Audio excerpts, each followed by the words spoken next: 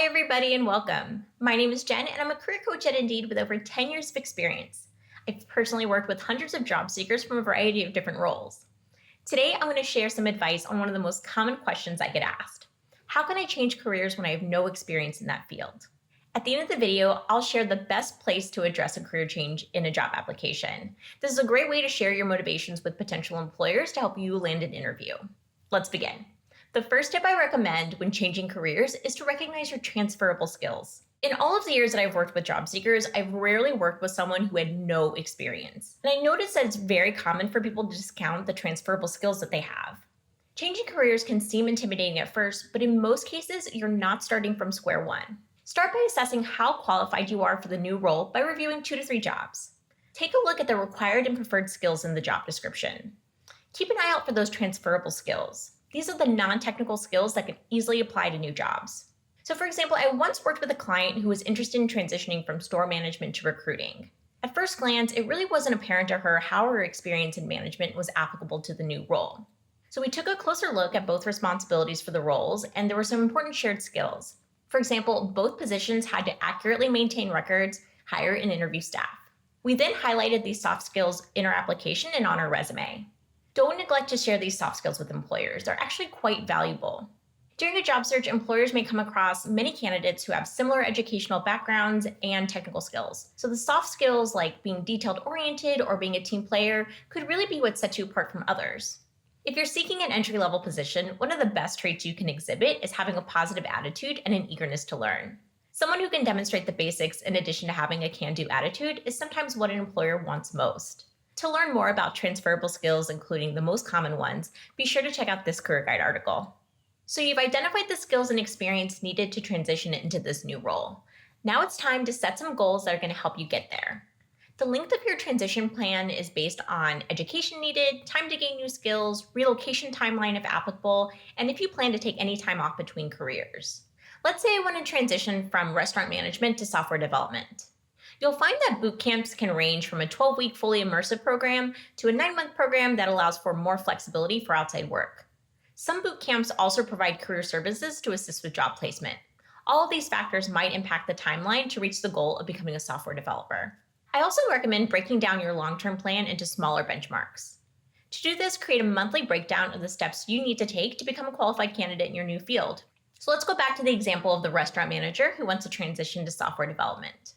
The monthly breakdown for this might include, in month 1, research 3 to 5 different roles in software development. This is a new industry, so I want to learn more about specializing in front-end, back-end, or full-stack development. Month 2, identify the focus area. I'm interested in front-end development. So I want to learn from a structured program, but I need to continue earning money. So I'm going to research 2 to 3 boot camps that offer part-time or flexible online programs. In month 4, I'm going to start a boot camp. It's a 24-week part-time program. Month 6, create a personal website to host school projects in order to demonstrate the new skills I'm learning. Month 8, attend 1 professional development activity, like conducting an informational interview with a front-end developer. In month 10, update my resume and personal website. In month 11, apply to 3 to 5 entry-level positions per week. To learn more about how to set SMART goals, be sure to check out this career guide article. So now that you've created your plan, it's time to start gaining skills. And this is also called upskilling. The goal when upskilling is to refine or acquire skills that are essential to the role you're seeking. To identify which skills it might be, refer back to the job posting that interested you. Look at the required and preferred skills section. Look for any gaps in your skill set that would need to be filled to make you a stronger candidate for the role. You can also use free tools like Indeed certifications to research what's required for the roles you're interested in. There are a number of websites that offer free or discounted courses on thousands of different topics that can strengthen your qualification for a role. Once completed, be sure to add your newly gained skills to a certification section in your resume. It's important to make sure that your resume is updated to reflect the skills that are related to the industry and role. Going back to school to gain skills might also be an option. I would consider this in cases where the career you want is unrelated to what you're doing currently, and it requires in-depth knowledge and training to be a qualified candidate.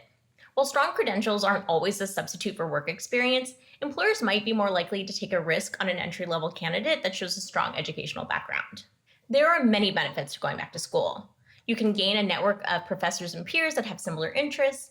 You might also participate in an internship or training program that offers on-hand experience. In my opinion, one of the best perks is having access to resources like career advisors who are there to help you prepare for your job search. For more information on how to find the right skills to focus on enhancing, be sure to check out this career guide article. Going back to school isn't always a necessary step when changing careers. So my next tip covers how to gain experience in a new role. Employers like to see a demonstration of skills even for entry-level positions. And there are many ways to gain experience that don't involve participating in formal educational programs. I've worked with so many people that are self-taught, and a great way to gain and demonstrate your skills is through personal projects. This shows that you've got the skills required for the work you want to pursue, and it also shows you have an incredible amount of initiative. It tells employers you're so passionate about the work that you want to do that you spend your free time doing it. Taking free or discounted courses through MOOCs or mass open online courses can be incredibly beneficial to self-learners. These courses allow you to showcase the new skills you've learned, which can be one of the most valuable things you can show an employer. Consider choosing courses that have a project built into the curriculum. If that's not an option, conduct a personal project based on the course that you'll be able to highlight in your portfolio or resume. Another way to demonstrate your experience is through freelance work. For many careers, especially creative ones, you can prove you're capable of doing the work independently and getting paid for it. If you want to be a writer, create an online portfolio and see who needs freelance bylines in your network. If you want to work in marketing, see if anybody you know is hiring a part-time or project-based contractor. Freelancing your work means you're getting paid to gain experience, and that's a win-win. Volunteering is another way to gain experience that you can showcase on your resume. Look within your own community to identify opportunities to gain work experience. Some organizations ask for volunteers to help with responsibilities like website design, social media management, or event planning. Volunteer work might also help you refine soft skills like time management, creativity, and teamwork. Now, before I move on, let me know if this video is helpful by liking and subscribing for more career and job search advice. When you're interested in changing careers, you want to let people know, the right people. And this leads me to our next tip to help you change careers: networking. Networking is a key component of the job search process, no matter which industry you want to work in. Networking is really a long game, so start having conversations with people who might be able to help you find roles in your areas of interest. Here are some strategies to consider to help you get started. Reach out to your personal network. Do you have friends or colleagues with jobs you're interested in, or who work at a company that employs those roles? Ask them to notify you when they see a job opening. Conduct informational interviews. An informational interview is a conversation with someone who works in the role, industry, or company you're interested in. This is a 20 to 30 minute informal conversation that allows you to learn more about a professional's daily experiences and the qualifications that help them get the job.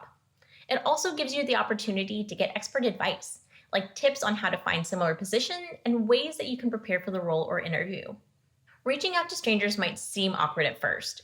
You might not become extremely close with every person you talk to, but the more informational interviews you do, the more likely you are to build real connections that can translate to professional recommendations later on.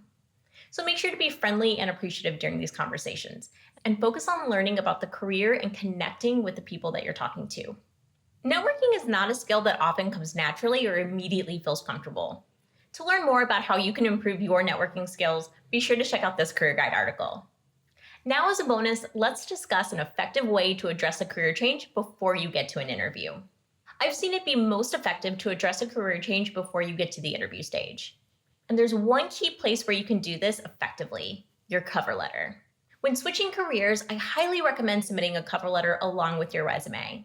Not all jobs are going to require a cover letter, but if you have the ability to include one, even just as an option, this is one instance where you really should take it. Create a cover letter that addresses why you're looking to change your career. Mention what motivated you to make the change, inspired you to go back to school, or continue professional development. Take the opportunity to sell your past experience as an asset. Address how it gives you a unique perspective that's going to help the company achieve their goals. So there you have it. As a recap, when you're looking to switch careers with no direct experience, you should recognize your transferable skills, establish a transition plan, fill in the gaps in your skill set, gain experience that demonstrates your new skills, network with the right people. And our bonus tip is to use your cover letter to tell a compelling story about what motivated your career change.